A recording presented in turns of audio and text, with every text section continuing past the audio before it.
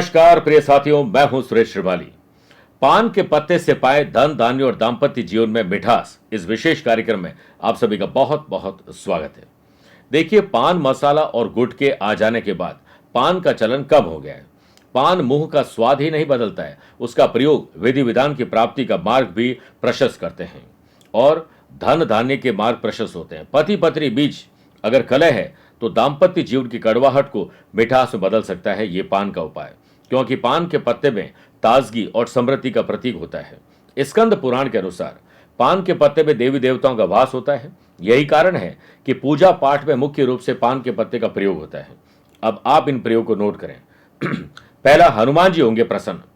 हर मंगलवार और शनिवार के दिन स्नान आदि कार्यों से निवृत्त होकर मंदिर जाकर भगवान बजरंग बली को पान का बीड़ा अर्पित करें। इस उपाय से हनुमान जी शीघ्र प्रसन्न होते हैं और बजरंग बली प्रसन्न हो गए तो आपके ऊपर कृपा बरसने लगेगी। रविवार के दिन पान का पत्ता लेकर घर के बाहर निकलने से रुके हुए काम संपन्न होते हैं। दूसरा उपाय, नजर दोष के लिए। अगर किसी व्यक्ति पर बुरी नजर लगी हुई है तो इसके लिए नजर लगे हुए व्यक्ति को पान में गुलाब की 7 पंखुड़ियां रखकर खिलाने से नजर दोष कम होता है, क्योंकि पान के पत्ते में सकारात्मक ऊर्जा आती है और नकारात्मक ऊर्जा जाती है।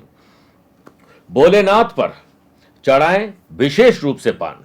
पौराणिक मान्यताओं के अनुसार भगवान शिव जी को पान अर्पित करने से सभी मनोकामनाएं पूर्ण होने लगती है। इस विशेष पान में गुलकंद, सुपारी का बुरादा, सौंफ और कत्था डालकर भगवान को अर्पित करना चाहिए। इससे भोलेनाथ की कृपा बरसती है और शिव जी की मानसिक रूप से पूजा करने से आपको लाभ मिलता है। तांबुलम मनसा वैरचिंत भक्तया प्रभो स्वीकुरु। तांबुल यानी पान में भक्ति भाव से मानसिक रूप से आपको पान समर्पित करता हूं, मेरा कल्याण कीजिए, ये बोलकर भगवान को अर्पित करना चाहिए। अब रुका हुआ धन प्राप्ति करने के लिए क्या करें? अगर आपका धन व्यापार में या कहीं रुका हुआ है या आपने जो उधार दिया था वो पैसा नहीं आ रहा है तो आप किसी भी दिन प्रातः काल स्नानादि कार्यों से निवृत्त होकर श्री गणेश जी के मंदिर जाकर उनकी मूर्ति के समक्ष एक पान का पत्ता रखें। फिर सिंदूर या कुमकुम में घी मिलाकर पान के पत्ते पर स्वास्तिक चिन्ह बनाएं। इसके बाद एक साबुत सुपारी को मौली में लपेटकर इस स्वास्थ्य पर रख दें। मन ही मन गणेश जी से रुके हुए धन की प्राप्ति के लिए प्रार्थना करें, शीघ्र सफलता मिलेगी। व्यापार में लाभ। अगर आपको लगता है कि एकाएक व्यापार में गिरावट आ गई है, आपके प्रोडक्ट नहीं बिक पा रहे हैं, घाटा लग गया है या कोई बंधन या तांत्रिक प्रयोग किया हुआ है, तो इस उपाय से लाभ मिलता है और बंधन दूर होते हैं। शनिवार के दिन 5 पीपल के पत्ते और 8 पान के साबुत डंडीदार पत्ते लेकर उन्हें एक धागे में पिरो दीजिए, वैसे जैसे माला बनाई जाती है। अब इसे दुकान में पूर्व दिशा की ओर बांध दें। दुकान, ऑफिस, फैक्ट्री कुछ भी हो सकता है।